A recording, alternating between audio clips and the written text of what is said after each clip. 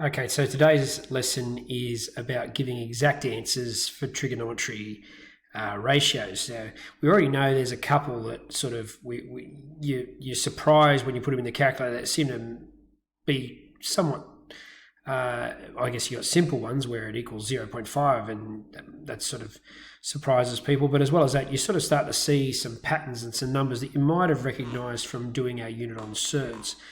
So what we're going to do here today is we're going to talk about some angles which, if we create in the right circumstances, we can actually give a very exact basis, exact answer for what their trig ratios are. So the first one we're going to talk about is sine, cos and tan of 30 degrees and 60 degrees. And the way we get this is we take a equilateral triangle. Now we know that in an equilateral triangle, every angle is 60 degrees. How do we get the 30 and how do we deal with this? We're not meant to deal with non-right angle triangles yet. What we do is we decide, well, look, let's take an equilateral triangle and let's just chop it in half. Seems like a good thing to do.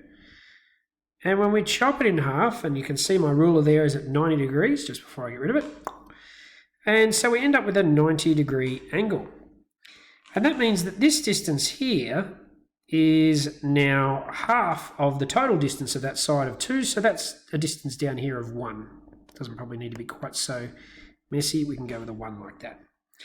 So we've got a side of 2, a side of 1, so let's use a bit of Pythagoras to work out the others. So we've got a situation here where it's c squared equals, we're looking at a squared equals c squared minus b squared. We're in that form of the Pythagoras rule because we already know what the hypotenuse is. So I don't know what a is, we'll leave that alone. C squared, well that's going to be 2 squared, and our other side is 1, so that's going to be 1 squared. So we end up with 4 minus 1, well that equals 3.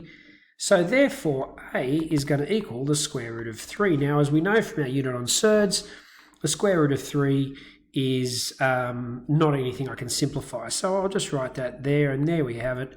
There's our 3 angles, 3 sides. So if we know this angle down here is 60 degrees, we know that this one up the top is going to be half of 60 degrees, so it's going to be 30 degrees.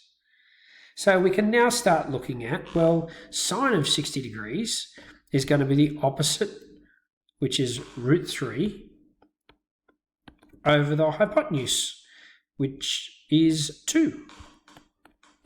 So sine of 60 degrees is root 3 on 2. Sine of 30 degrees, however, opposite the 30-degree angle is a 1, and the hypotenuse is 2, so sine of 30 degrees equals just a half. Cos of 60 degrees, so the adjacent side to the 60-degree angle is 1, and the hypotenuse is 2. Cos of 30 degrees, well, the adjacent side to the 30-degree angle is root 3, and the hypotenuse is 2. And then if we think of tan of 60 degrees, tan is the opposite over the adjacent. The opposite side to 60 degrees is root 3, and the adjacent side is 1, so that's just going to be root 3. Root 3 on 1 is just root 3. And tan of 30 is, the opposite side is 1, and the adjacent side is root 3. So we end up with 1 over root 3, but what we might do is just rationalise that denominator. That would probably be better. I'm happy with you thinking about this as 1 on root 3, but remember, we should rationalise the denominator. When we rationalise that denominator and multiply both the top and the bottom by root 3 times root 3 is just going to give us 3, and so it's going to be root 3 on 3. So it's probably best to remember it, though, in its first form here, because it kind of links to how we get it off the triangle. So if you're trying to find sine cos or tan of 30 or 60 degrees, best to think of an equilateral triangle with side length 2 and chop it in half and make a right angle triangle there, and you should be able to just build that up. This is one of those things where you can memory card it, you can do those sorts of things, but it's probably much more powerful to be able to quickly draw a little triangle up with sides of 2, put a line in the middle of it and quickly work out the sides. It'll stick a lot more.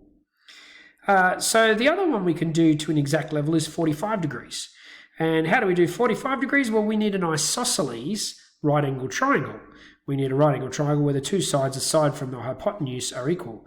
And if that's going to be the case, well, our two angles are going to be equal. Now, if our two other angles besides the right angle are equal, if the right angle is worth 90 degrees, then they must each be worth 45 degrees.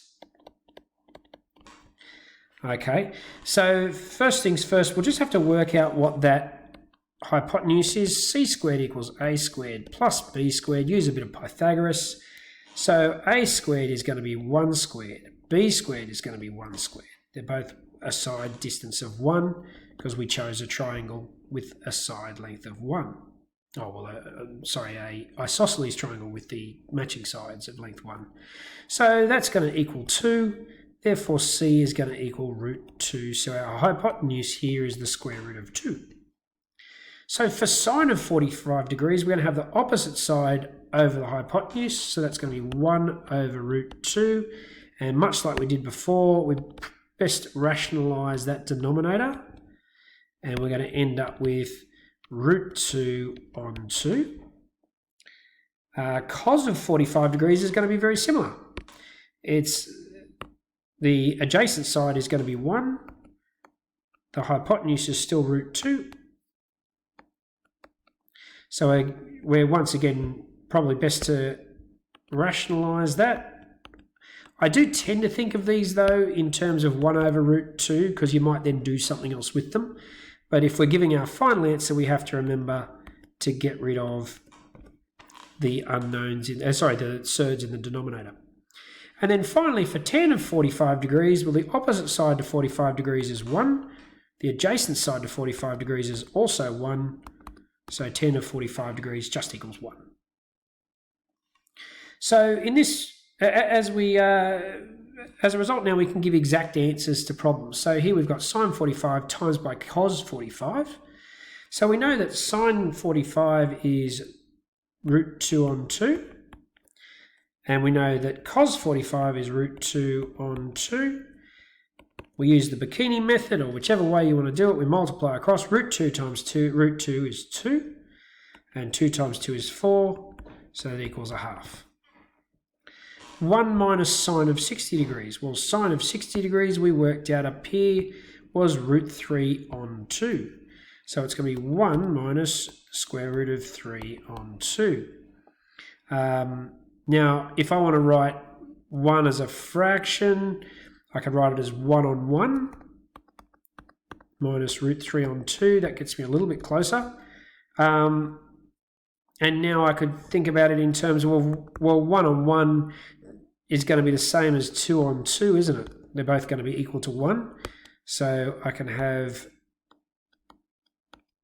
now I've got the same denominators. I can deal with those together. I'm going to have a denominator of 2, and I'm going to end up with 2 minus root 3 on 2.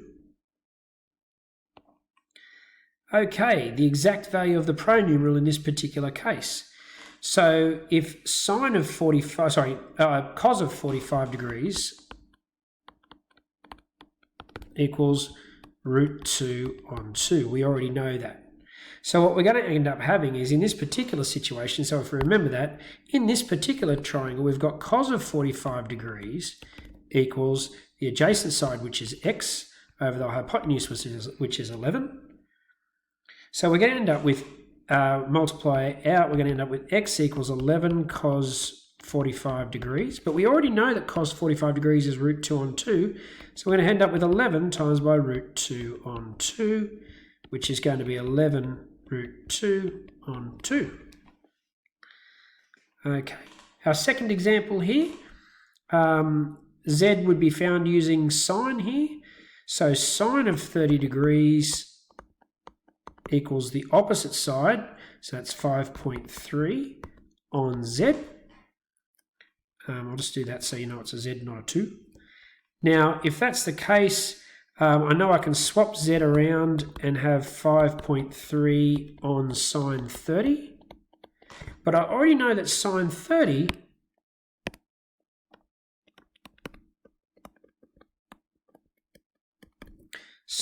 degrees, what did we get for it up here? We got a half. So sine 30 degrees equals a half. So we're actually going to end up with, and I'll write it out a little bit differently in this case, 5.3 divided by a half. So what I need to do there is flip and times. If we remember our fractions, dividing by a half is the same essentially as multiplying by 2. So we end up with doubling 5.3, so it's going to be 10.6, a very exact answer there. And then example 3, is that the last example? No, there's another one. Okay. Example 3, find the exact value of theta without using the calculator. So if I have, so I've got tan here, I've got the opposite and the adjacent. So tan of theta equals the opposite over the adjacent. Now in this case, I know that tan of theta equals root 3 on 1, which equals root 3. Now, which of my ratios equaled root 3? Tan of 60 degrees equaled root 3. So therefore, theta equals 60 degrees. Okay? Now we've got to find the angle of elevation from a point 5 metres out from the base of a tower to the angle of elevation from a point 5 metres out from the base of the top, base of a tower to the top of a tower is 30 degrees. Find the height of the tower. So I've got myself a tower here. Here's my tower. It's not a very good tower. And we've got an angle of 30 degrees. And we're 5 metres out from the base of the tower. And we want to find the height of the tower. So this is essentially going to be my x over here. So I know that tan of 30 degrees is going to equal that opposite side over the adjacent side. So we're going to end up with x equals 5 tan 30 degrees. But we already know that tan of 30 degrees, as we did way back up here, let's go back up here again. Tan of 30 degrees is root 3 on 3. So what we've actually got is 5 times by root 3 on 3. So that's actually going to equal 5 root 3 on 3. We can test that out too, just to be absolutely sure. If we do 5 tan 30 degrees, so 5 times by tan of 30 degrees, I'm going to end up with 2.8867 blah, blah, blah, blah, blah, and I'll just copy that down, capture that screen, hit on here, and we'll click the old paste. But if we also put into the calculator 5 root 3 over 3, it's going to give us the exact same value, just to show how this is all working. Okay, so exact same value. We're getting an exact value for trigonometry rather than relying on the sine, cos, and tan buttons. We're only going to be expected to know how to do this for 30, 60, and 45 degrees, and you probably should know 0 and 90 degrees as well for each of those ratios. And that's the end of that lesson. So have a go through those ones. The textbook probably won't ask you to do anything other than understand the content for those angles of 30, 45, and 60 degrees, as well as 90 and 0 degrees. All right, and if you're a bit confused about 90 and 0 degrees, have a look at the graphs we drew in the last lesson. They will have exact values. So we know that sine of 0 is going to be 0, but cos of 0 is going to be 1, and so on. So have a crack at that, and that'll be all the work for week 3. And I'll see you next week.